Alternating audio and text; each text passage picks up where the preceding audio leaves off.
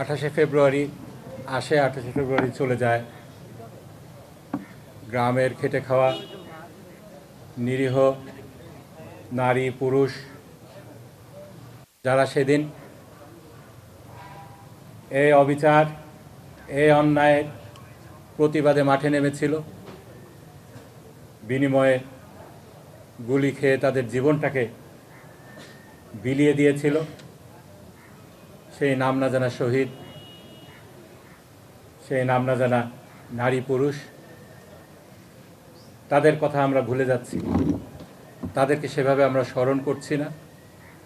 সেই পরিবারগুলা কোথায় আছে, কিভাবে আছে, সেই খোঁজ খবর আমরা রাখতে পারছি না। এটা জাতি হিসাবে আমাদের ব্যর্থতা। শতাধিক মানুষ, শুধুমাত্র পুরুষ না, বরং এখানে মহিলাও ছিল অনেক। তাদের ভাগ্যে কি হয়েছে, তাদের পরিবারগুলা গত 10-12টি বছর কিভাবে সাফার করেছে, তার কোনো তদন্ত হলো না, তার কোনো বিচার হলো না। এটা আমাদের সামষ্টিক ব্যর্থতা বলে আমি মনে করি। এই যুদ্ধাপরাধ ট্রাইব্যুনাল যখন গঠিত হলো, তখন আমার ছোট ভাই আরমানের মতো আমারও ডুয়েল ক্যাপাসিটি ছিল। আইনজীবী হিসাবে আমাদের যে ডিফেন্স টিম ছিল, সেটার কেস ম্যানেজার হিসেবে দায়িত্ব পালন করেছি। একই সাথে ভুক্তভোগী পরিবারের সদস্য হিসাবে আমাদের যে ফার্স্ট হ্যান্ড এক্সপিরিয়েন্স হয়েছিল, অবিচারের যে এক্সপিরিয়েন্সটা হয়েছিল, সেটা যে প্রপার ডকুমেন্টেশনটা দরকার ছিল, সেটা আসলে এতদিনেও হয়নি। স্কাইপ কেলেঙ্কারির কথা আমার সিনিয়র বন্ধু বললেন। এর আগে যে ঘটনাটা, আরেকটি কেলেঙ্কারি হয়েছিল, সেফ হাউসে নিয়ে এই সাক্ষীদেরকে টিউটরিং করা হতো, যা আইনে রীতিমতো নিষিদ্ধ।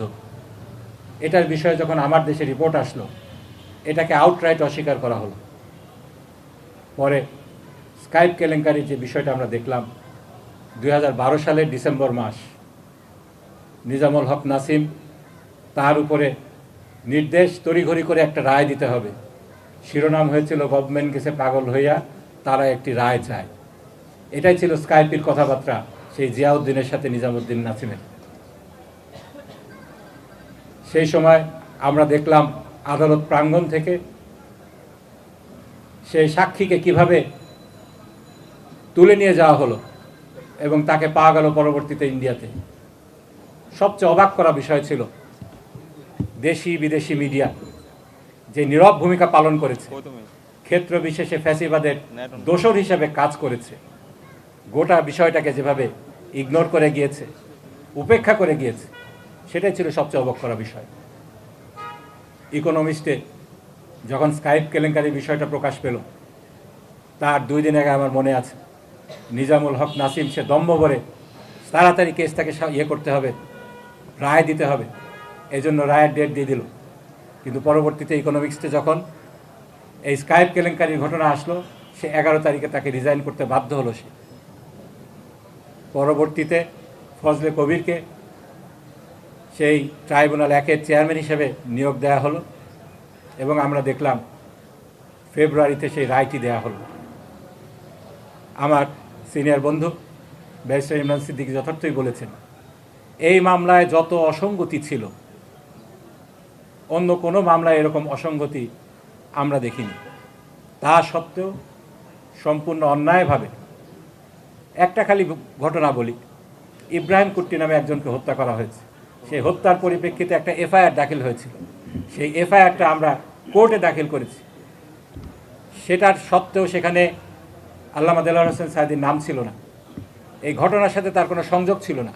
তারপরে এই মামলায় তাকে মৃত্যুদণ্ড দেওয়া হয়েছে। এটার যখন আমরা কোর্টে দাখিল করেছি, এটা সত্যতা যাচাই করার জন্য তৎকালীন অ্যাটর্নি জেনারেল স্বয়ং সেই বরিশাল কোর্টে গিয়েছেন, যে এই ডকুমেন্টটা আমরা কিভাবে পেলাম এটা নিয়ে হম্বিতম্বি করেছেন। তারা চুরি করবে, চুরি ধরায় দিতে গেলেও তখন এটা ছিল আমাদের অপরাধ। বিশাব আলী হত্যাকাণ্ডে তার ভাই এর ঘটনার সাথে আল্লামা দেলোয়ার হোসেন সাঈদী যে জড়িত ছিলেন না, এটা সাক্ষী দেওয়ার জন্য আদালতে এসেছিল, তাকে সেখান থেকে অপহরণ করে নিয়ে যাওয়া হয়েছে। এরকম অবিচারের ঘটনা আমরা প্রত্যেকটা মামলায় দেখেছি। উচ্চতর আদালতকে ধন্যবাদ দিতেই হয়। এটিএম আজহারুল ইসলামের মামলায় শেষ পর্যন্ত স্বীকার করে নেওয়া হয়েছে এটা ছিল ট্রাভেস্টি অফ জাস্টিস, বিচারের সাথে মশকরা, বিচার নামের প্রহসন। এই মামলায় আদালতের পক্ষ থেকে এই ভিকটিমের কাছে ক্ষমা চাওয়া হয়েছে। আমি মনে করি এই মামলায় যাদেরকে, এই ধরনের মামলায় যাদেরকে এইভাবে অন্যায়ভাবে হত্যা করা হয়েছে, বিচারিকভাবে হত্যা করা হয়েছে, প্রত্যেকেই এই রাষ্ট্রের কাছে ক্ষমা, রাষ্ট্রের কাছ থেকে সরি একটা পেতে পারেন এই আদালতের রায়ের আলোকে। এবং আল্লামা দেলোয়ার হোসেন সাঈদীর রায়ের পরিপ্রেক্ষিতে প্রতিবাদ জানাতে গিয়ে গণহত্যার শিকার, সেদিন ম্যাডাম খালেদা জিয়া দেশের বাইরে চিকিৎসার জন্য ছিলেন, তিনি তড়িঘড়ি করে দেশে ফিরে এসেছিলেন এবং এই ঘটনার প্রতিবাদ জানিয়েছিলেন। আমাদেরকে আজকে এই ঘটনার পূর্ণ তদন্ত সাপেক্ষে যারা দোষী ছিল তাদেরকে বিচারের মুখোমুখি করতে হবে। যে সমস্ত ভুক্তভোগী পরিবার, শহীদ পরিবার, এদেরকে পুনর্বাসন করতে হবে এবং এদেরকে কম্পেনসেশন দিতে হবে। এই দাবি জানিয়ে আমার বক্তব্য এখানেই শেষ করছি। ওয়াখিরু দাওয়ানা আলহামদুলিল্লাহি রাব্বিল আলামিন।